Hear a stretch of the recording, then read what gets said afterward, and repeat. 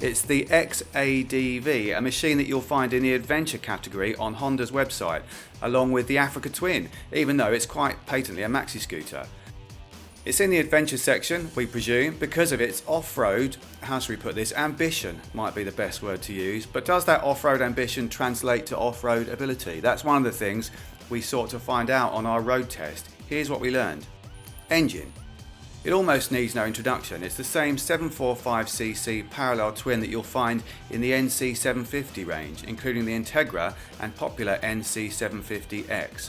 Loved or loathed, depending on who you ask, it makes 54 horsepower and 50 pound-foot in a decidedly sober fashion. Peak torque is at 4,750 RPM and peak power at 6,250, which is also pretty much where the red line is. That means you'd probably find yourself unintentionally bumping into the rev limiter if it wasn't for Honda's automatic dual-clutch transmission system. It's essentially a 6-speed automatic box with an override option, letting you choose the gear you want. There's a drive and sport mode, with no need for me to explain which tends towards the more aggressive gear selections. If you're not happy with the gear you're given, you can change up or down with button shifters on the left bar.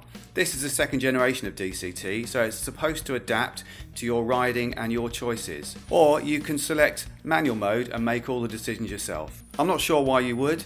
The X ADV is best enjoyed in drive when you're not in a hurry and in sport when you are. That way, you don't have to worry about the low red line, you just open the throttle and it goes. And actually, 54 horsepower is pretty healthy by maxi-scooter standards, and a strong relationship of mid-range torque to power is exactly what you want. It means you never have to wait long for it to get going. The DCT delivers a more immediate throttle response than CVT systems, more typical of maxi-scooters, because the ratio isn't constantly changing. For the X ADV, Honda has made drive mode select lower gears than other NC750s in order to better provide accessible torque when filtering. Handling.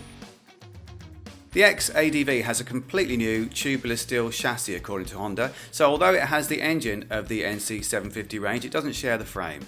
It does, though, feel more like a motorcycle than typical of maxi-scooters, just like the Integra does. The centre of gravity feels higher, and there's more of a sense that you're connected directly to it rather than sitting on it. That makes it more confidence-inspiring on the road. Off-road, on a 1 mile gentle trail in Hampshire, it managed to get to the end and not much more besides. In fact, even that is sort of flattering it. At the end there was a deep, muddy section and it didn't inspire the confidence to do anything except sit down and paddle through.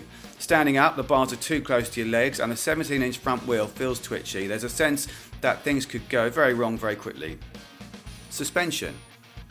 The 41mm upside down fork, Pro-Link shock and 162mm of ground clearance managed, but remember this was just a gentle trail. A highly skilled off-road rider could no doubt make the X ADV do amazing things. In the hands of a more average rider like me, it copes with trails and that's all really. After 4 or 5 runs up and down the trail, I felt I'd be pushing my luck to continue. A wet, slimy surface and the dual sport tyres didn't help. They're Bridgestone trail wings. The shock is preload adjustable and provides 150mm of travel, while the fork has preload and rebound damping adjustment with 153mm of travel. Where it will be useful is on pothole-strewn city streets. Brakes. The front, radial-mounted 4-piston Nissin calipers on twin 310mm discs is pretty high spec by any standard, never mind for a maxi-scooter. The calipers are similar to the Africa Twins, and why not? The X ADV does, after all, weigh 6 kilograms more than the adventure bike at 238 kilograms. The setup's more than good enough, with generous bite and progressive power to deal with inobservant drivers on the commute. On the rear disc you get a single pot Nissin caliper and ABS is of course standard. Equipment.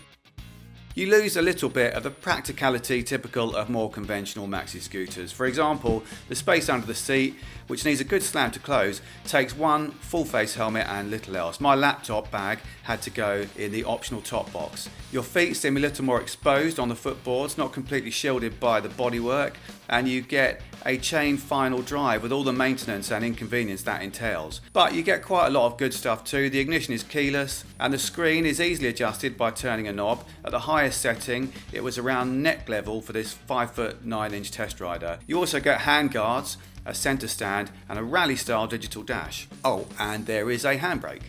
We like.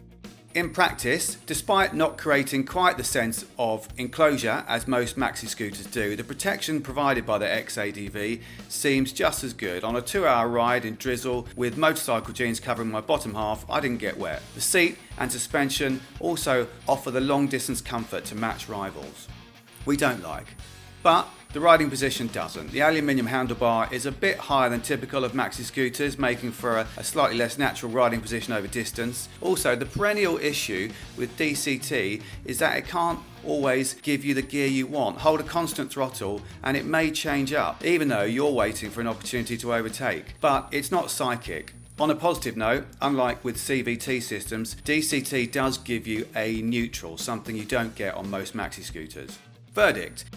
I started out by saying the X ADV was patently a maxi scooter. Honda might disagree. The firm calls it a motorcycle that looks well beyond the city limits. It's arguably a compromise between the two and risks alienating users of both. Maxi scooter riders because they don't want any compromise on convenience like under-seat space, and motorcyclists because they only want a motorcycle. But let's face it, some maxi scooters are a little less than image enhancing. I can't be the only one who sees their appeal but wishes they could be a little more aggressive in performance as well as styling. If that's you too, you should check out the X ADV because that is exactly what it is.